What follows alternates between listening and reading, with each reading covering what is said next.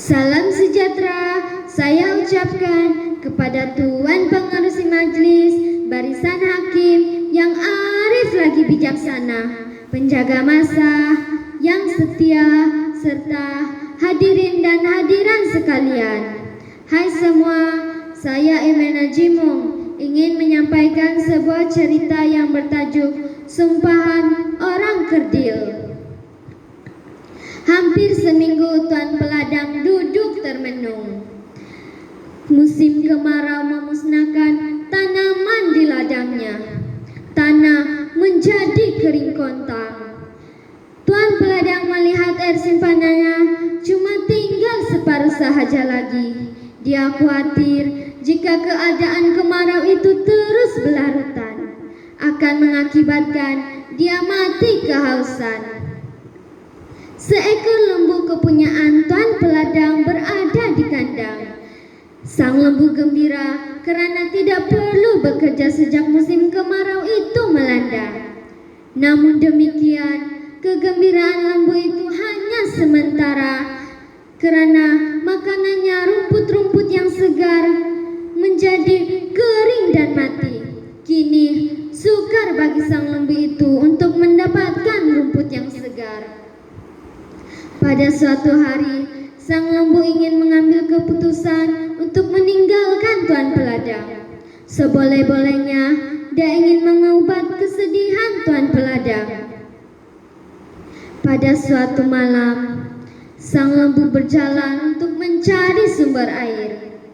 Setelah jauh perjalanan, sang lembu melihat sebuah perigi. Sang lembu pun berpikir, tentulah perigi itu mempunyai air, tetapi tiada air di dalam perigi tersebut. Sang lembu duduk termenung sambil mengenangkan nasibnya. Sang lembu duduk di perigi buta itu, lalu dia terdengar suara memanggilnya. "Siapa?" Sang lembu bertanya keheranan. "Aku orang kerdil di dalam perigi buta ini." "Buat apa kamu di dalam perigi buta ini?" soal sang lembu. "Ini rumahku, sang lembu. Sudah lama aku tinggal di sini sejak perigi ini kosong airnya." "Tetapi bagaimana kamu boleh hidup tanpa air di sini?" cetus sang lembu itu. "Aku akan memberitahu kamu kenapa aku boleh hidup di sini. Tetapi kamu mestilah berjanji kepadaku terlebih dahulu." "Baiklah, cakaplah, aku akan berpegang pada janji-janji kamu itu." "Sebenarnya tanah di dalam perigi ini tetap lembab. Kalau digali pasti akan mengeluarkan air.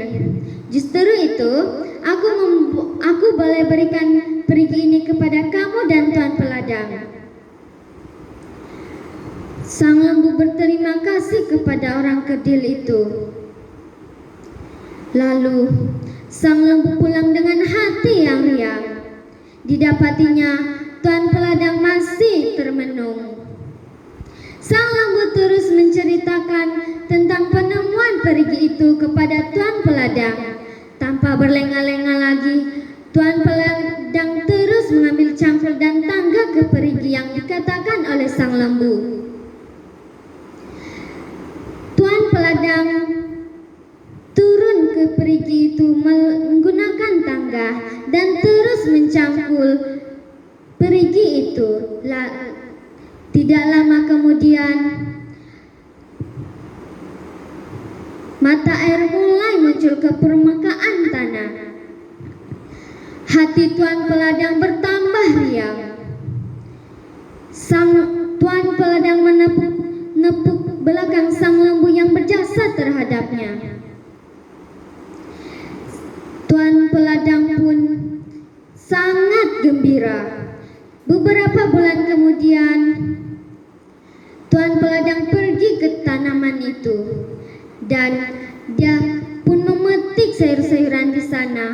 Tetapi alangkah terkejutnya Tuan Peladang apabila didapatinya sayur-sayurannya terkorek di sana-sini. Tuan Peladang menuduh sang lembu memakan dan merosakkan tanamannya.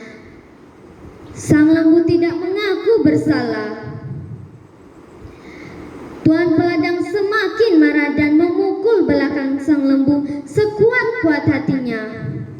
Sang lembu pun menjerit kesakitan dan terpaksalah dia berterus terang. Mendengarkan cerita sang lembu, Tuan Peladang rasa tertipu. Tuan Peladang tidak menyangka bahwa orang kerdil boleh menolong memberikan air. Tuan Peladang mencari orang kerdil di merata-rata tempat.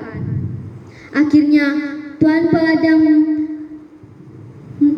ternampak sekawan orang kerdil. Lalu disemburkannya racun ke arah orang kerdil tersebut. Banyaklah orang kerdil yang menjadi korban. Seorang orang kerdil sempat melarikan diri.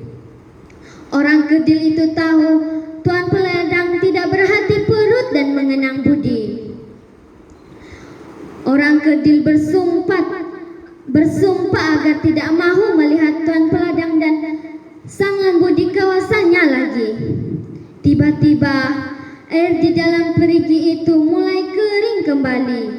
Tuan Peladang berasa sangat sedih kerana membunuh orang kerdil tersebut. Dari satu arah, sang lembu terdengar suara orang kerdil mengatakan sesuatu. Tidak semua orang di dunia ini boleh dijadikan kawan. Lebih baik hidup bersendirian daripada berdampingan dengan orang yang tidak tahu mengenang budi.